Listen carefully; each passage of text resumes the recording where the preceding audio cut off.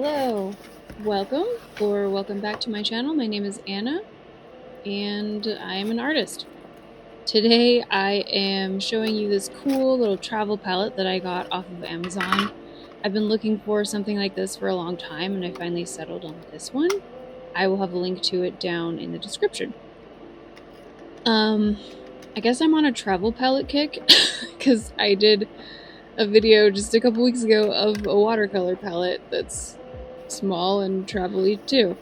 But I wanted one that's gouache, and I don't do a lot of travel sketching, but it's something that like I think about wanting to do more of. So yeah, I guess this watercolor one and this gouache one are the first step. But yeah, I saw a Sarah Burns video where she had a similar one like this that there would be a panel like that you could stick in your sketchbook. And I thought that was super cool, so that's why I picked this one. I'm not doing anything fancy paint-wise with this. I have had this Arteza gouache for years, and I don't use it a ton because I have Turner gouache now, which is much higher quality. But I kind of figured that for sketchbook stuff, this gouache, the white has holes, and I can't get the lid open, so we do what we must. But anyway, I just kind of figured that for sketchbook stuff, this gouache would be a really great solution. I could use it and use it up, and I wouldn't have to worry about light fastness or anything because everything would be in a sketchbook. And honestly, the Arteza gouache is not bad quality for student grade gouache. It's actually pretty great, so yeah, I actually do recommend it. I decided to be super brave and actually go outside and do some painting, which I never do this. This is very weird for me. Sorry. It's very autumny right now. I live in Utah, by the way, and I didn't film the tree that I was painting because I didn't want to point a camera at my neighbor's house and put it on the internet. That seems sketchy. So yeah, I'm painting this very, very red tree. The colors right now are freaking amazing where I'm at. So yeah, I just wanted to capture that. And straight up front here, this painting doesn't turn out. I don't know what's going on with my voice. I'm sorry. But yeah, if you have been watching my channel, you know that I kind of struggle with my values and just, yeah, I rush things sometimes, and I definitely did that with this one. Granted, I was outside, which I haven't done in years, if ever, like this, and I was very cold this particular early afternoon. Well, no, this was like late morning, I guess. It's like been like in the low 60s after this day, like, so it's been warm, but this particular morning it was cloudy and it was still quite chilly, so I was in 2 hoodies and I didn't last very long. Anyway, I'm saying all that to tell you that I am not surprised that I wasn't paying the closest attention to what I was doing. Yeah, I did not finish it outside.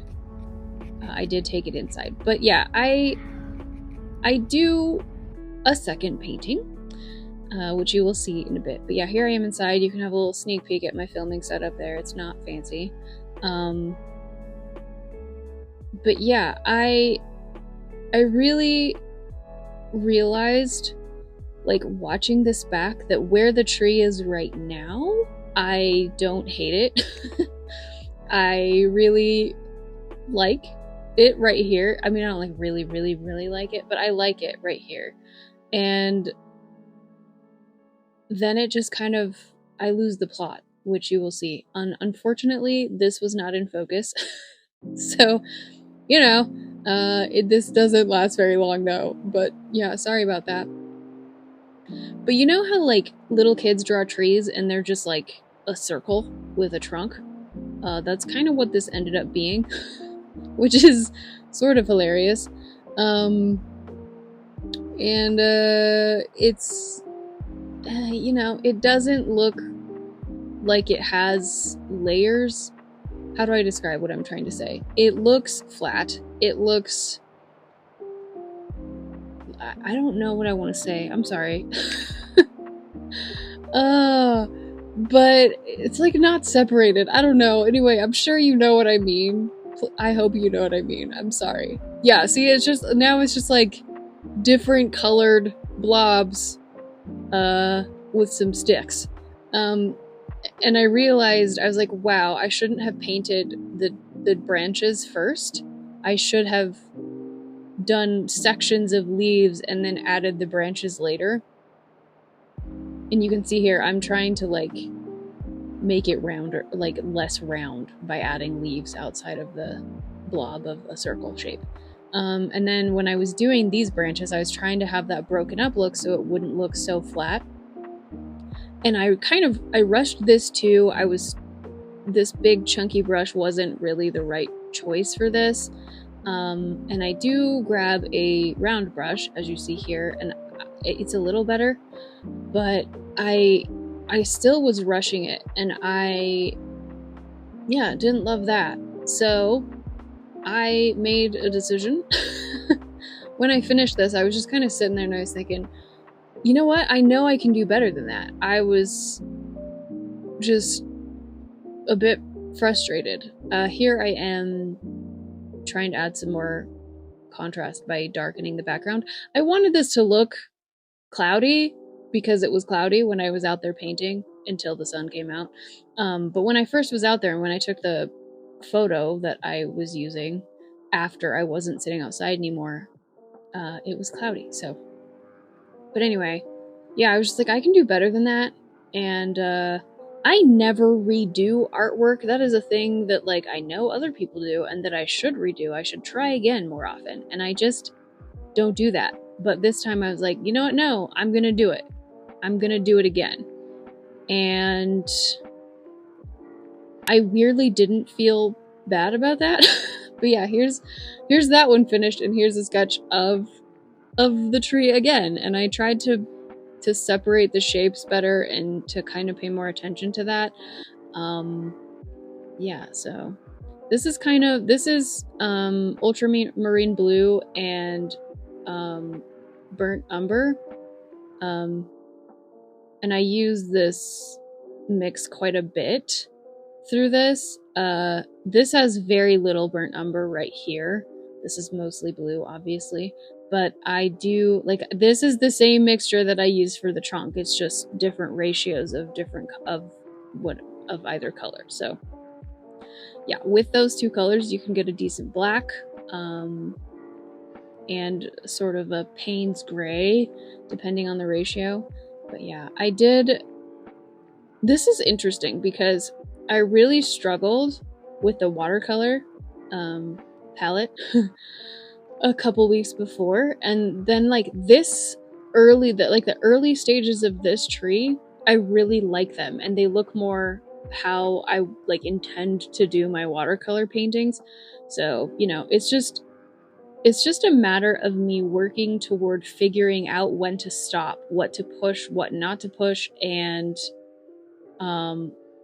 paying attention to my shapes and my values and all of that stuff. And this one, I did go in with like more awareness of what I was doing and what my intention was. And I still am not like obsessed with it, but I do feel like it went better the second time. And you know, that's a win. So, you know, I'll take that. It's funny because looking at it here, I'm like, wow, it dried so brown. It was very yellow and then it dried very brown. Yay, gouache. It does that to you. Yeah, it still ends up looking kind of flat, and I don't think I'm a huge fan of this sort of blotchy spotting in color sort of thing, but it is kind of the instinctual thing to do when you're painting a whole bunch of leaves.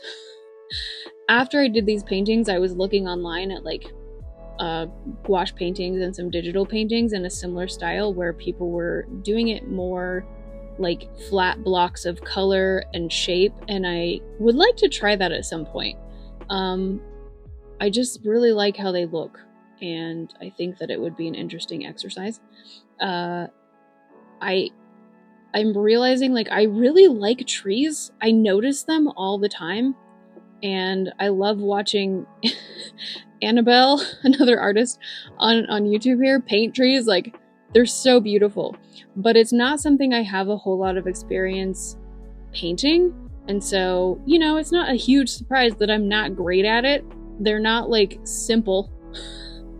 Trees are pretty complex things, you know, and so I think I did an oil painting of a tree on this channel. You can go look at that. And I was really like, I felt pretty hard on myself about it. And then I was doing this and I was like, you know what? I'm just not good at trees yet, and it's okay. Like, I think I could draw a tree really well. But for some reason, painting them is a big challenge for me. Let me paint a horse or a person any day. This tree stuff is super hard. So, yay. Yeah, I love how it looks like right here. I think that this is quite nice. Obviously, I wouldn't say that this is finished. I would push it a little further, but I do like this. And I was being a lot more careful with the branches, and I had already figured out where I was gonna have trees or leaves, excuse me, in front, and so it was a lot more like there were more layers, and so it wasn't quite so flat. This bit sped up a little because it was just like a whole chunk of background work of just adding more layers of color, and I was kind of doing washes, which was fun, and I was letting them kind of run into each other a little bit, which is something I'm trying to master with watercolor too. The one thing I don't love about this gouache is that it does dry quite chalky, which, you know, isn't great, but that's okay. All gouache is going to be chalky to an extent, at least in my experience, but if you know of a brand of gouache that isn't chalky, please let me know.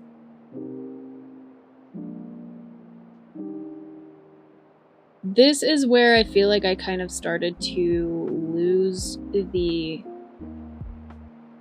layers a little bit, and that's a little bit sad.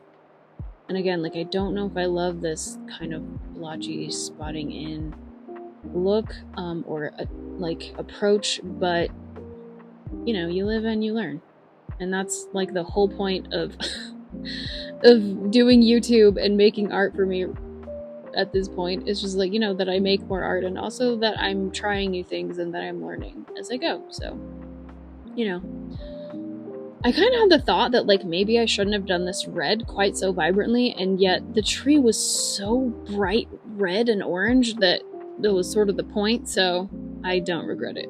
Not sure about the pink, but you know, it's fine. Again, you live and you learn.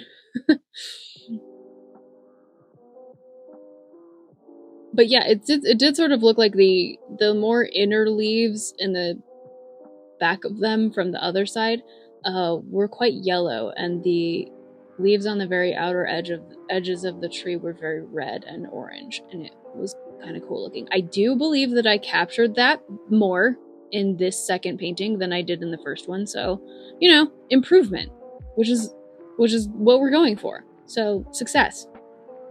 Do I love these paintings? I like them.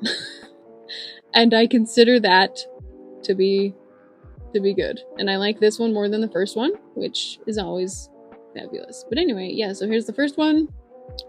Here is the second one, and I feel like I achieved my goal a little bit better. And it doesn't look quite as flat and weird, so yay. But anyway, I would recommend this palette, and you can put whatever watercolor or gouache in it that you like. It's pretty great. It's got 24 little pans. They're very small, but that's okay. Folds up super compact. Also, I didn't show you before, but this little cup that it slides into, you can hang that on the side instead of that second palette bit, and put water in it if you wanted. So yeah, and it just goes nicely into this little zip pouch, and there you go. You can take it with you. It's great. Definitely recommend it. Again, there's a link below. Thank you so much for watching. Love you guys. See you next week. Bye!